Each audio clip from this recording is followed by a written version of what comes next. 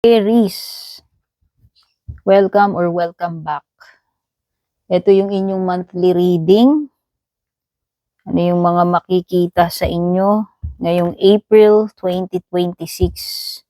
Or kung kailan man po dumating sa inyo itong aking reading, this is also timeless din naman. As long as nakaka-relate kayo. Aries, Sun, Moon, Rising, or Venus signs man yan. Pwede rin naman cross-watchers.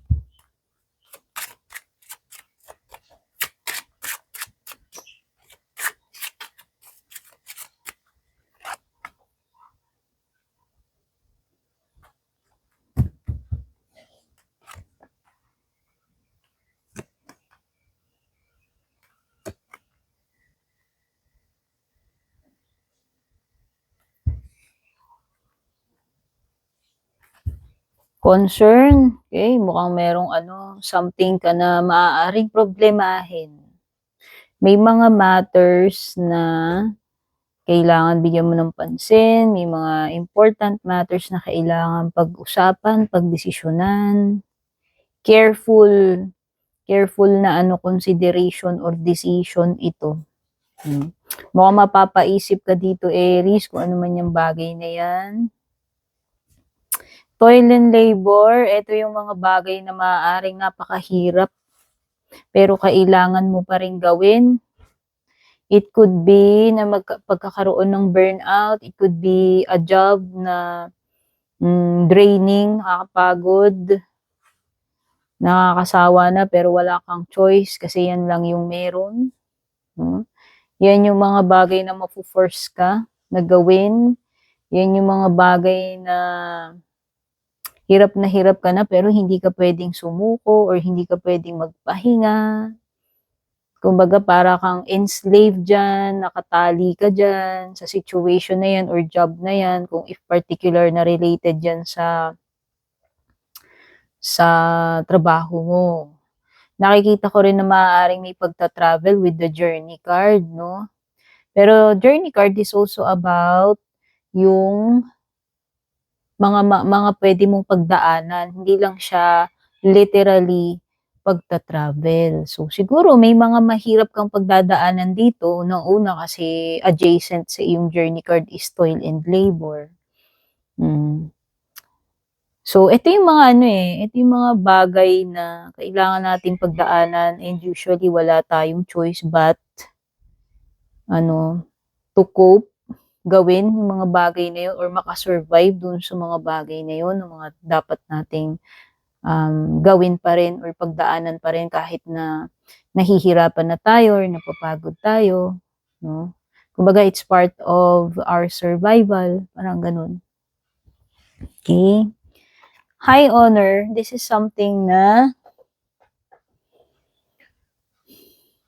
para sa akin, this is an achievement eh. Para sa akin, this is also a card ng leveling up. Kumbaga, yung dumaan ka sa mahirap na process, napagdaanan mo tong mga bagay na ito. Para sa akin, this is yung evolution mo eh.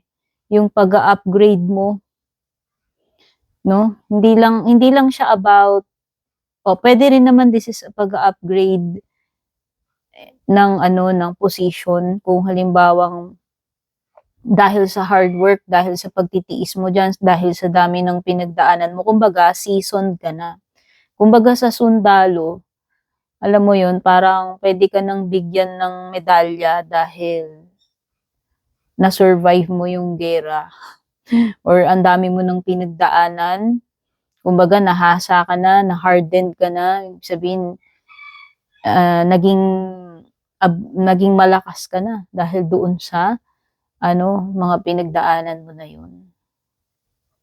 High honor could be mga bagay, achievement, could be pagpasa sa exam, etc. No? Kumbaga, ito yung pinaka medalya na marireceive mo, parang kagitingan dahil doon sa pagiging matapang mo, pagiging persistent mo, hindi ka sumuko, napagdaanan mo yan and all, na survive mo, parang ganun. Pero literal na pwedeng awards yan. Awards na maaaring recognition awards na pwede mong ma-receive.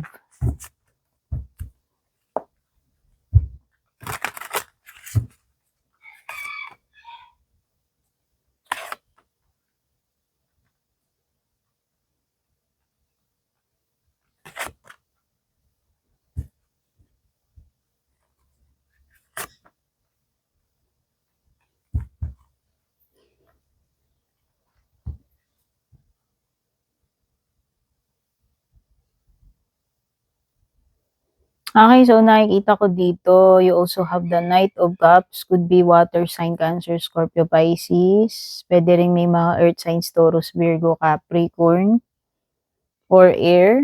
Pope is Taurus energy. Oh, sabi ko nga merong pagle-level up sa'yo lumitaw na yan sa high honor. Oo. Para sa akin, ito sabi ko nga parang may pag-evolve, may pagle-level up sa'yo. Pwedeng spiritual leveling up, pwedeng skills, pwedeng position sa trabaho.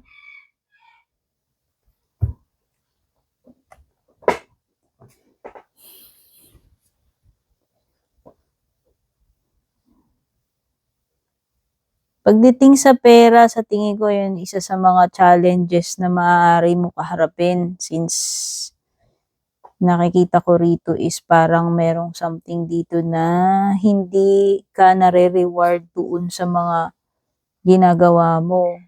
Pwedeng hirap na hirap ka dyan, todo-todo effort ka, napapagod ka. Sabi ko nga, it could be a job na sobrang sobra yung pagtatrabahong ginagawa mo, pero parang hindi naman nabibigyan ng hustisya pagdating doon sa sinasahod mo ron. Oo, kumbaga hirap na hirap ka doon sa trabaho, nakakapagod, pero yung kinikita mo is parang hindi fair base doon sa pagod mo, no? Parang hindi worth it or hindi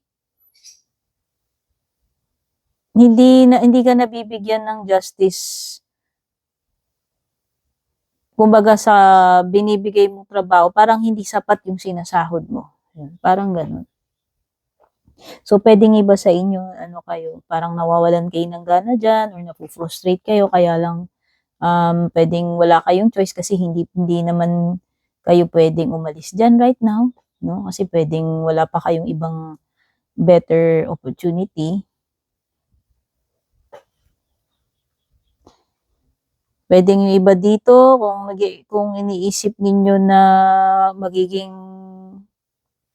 mababayaran nyo na tong mga bayarin na to, baka hindi pa. Meron kasing something dito about bayarin na hindi pa matatapos Okay, baka mga pa yan, bubunuin mo pa yan. Parang, ayan, kung mag-invest kayo, pwedeng walang return. Pwedeng hindi maganda yung return.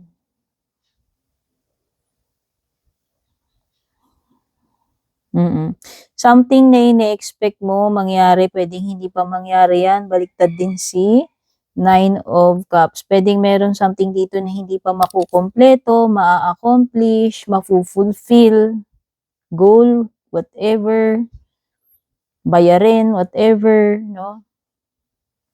Ano nakikita ko rito?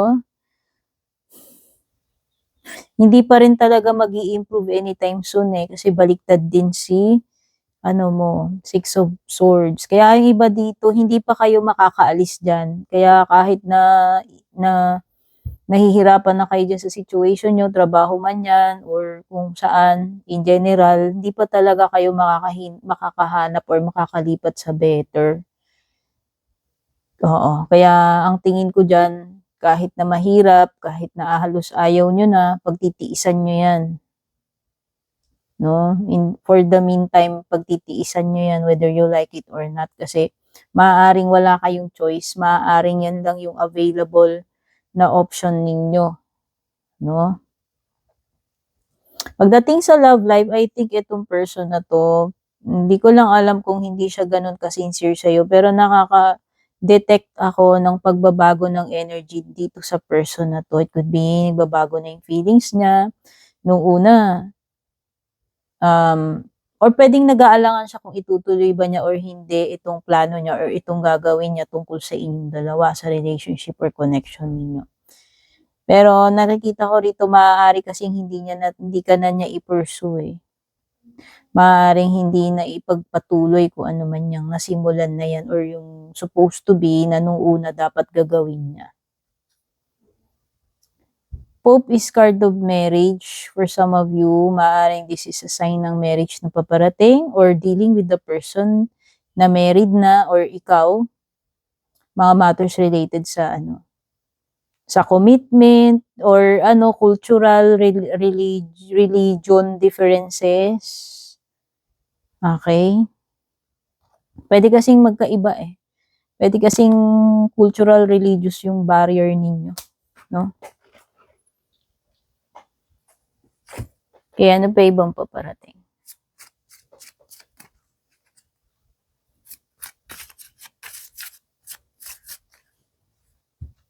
Iba hindi pa kayo makakapagpahinga kung yun ang gusto niyo itanong. Kung gusto niyo na mag-quit diyan, hindi pa rin.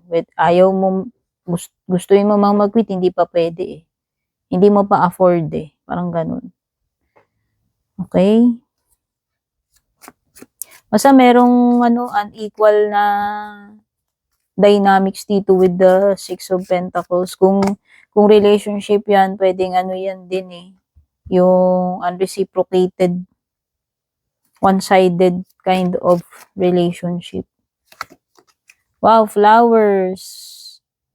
Mukhang merong something na magbibigay ng happiness sa'yo itong month ng April. May mga legal matters dito. Pwede mga legal documents. No? Mga legal process na kailangan pagdaanan. Or someone na related sa law enforcement or sa legal yung yung trabaho niya. Or baka ito ay dealing with the lawyer, pangangailangan ng legal service. O meron daw something about October na pwedeng paparating nangyayari.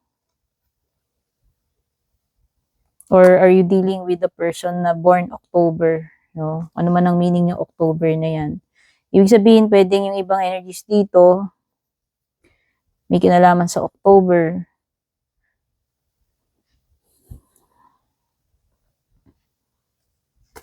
Next is mga matters na related sa security or family.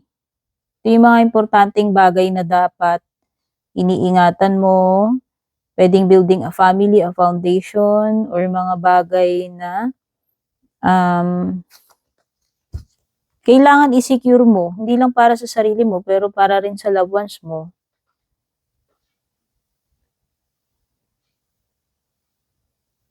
Pero ang other meaning niyang pagiging secured either materially or emotional security.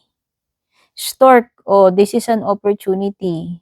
Pwedeng meron kang bagong gagawin, sisimulan, o business opportunity or career opportunity, pero pwede rin itong baby na paparating sa family.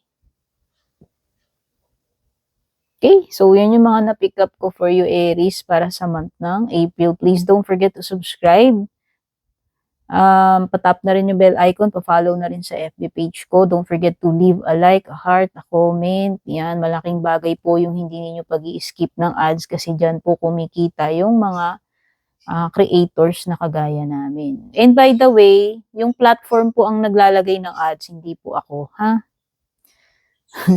Kaya kung yung iba nakakita kay maraming ads, hindi ko po kasalanan yung kasi hindi ko po ginagalaw yan. Naka-default po sa akin, basta ina-upload ko na lang. Okay? Babush!